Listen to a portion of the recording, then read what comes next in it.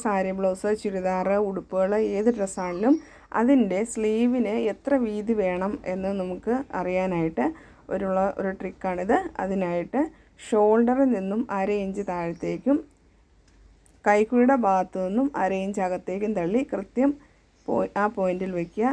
അത് കഴിഞ്ഞ് കൈക്കുഴിയുടെ നമ്മൾ ഈ വണ്ണം അടയാളപ്പെടുത്തിയിരിക്കുന്നതിൻ്റെ അവിടെ 1/2 ഇഞ്ച് താഴത്തേക്ക് ഇതുപോലെ ടേപ്പ് വെച്ചതിന് ശേഷം എത്രയാണെന്ന് നോക്കുക. അത് 7 ഇഞ്ച്. പിന്നീട് ഇങ്ങോട്ട് തയ്യൽ തുമ്പ് 1.5 ഇഞ്ച്, അങ്ങനെ 8.5 ഇഞ്ച്.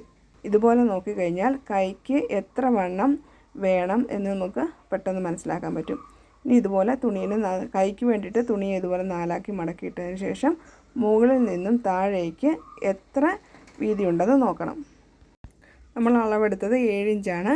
7 ഇഞ്ച് കൈവണ്ണവും 1.5 ഇഞ്ച് തയ്യൽ തുമ്പും, അങ്ങനെ 8.5 ഇഞ്ച് അടയാളപ്പെടുത്താം.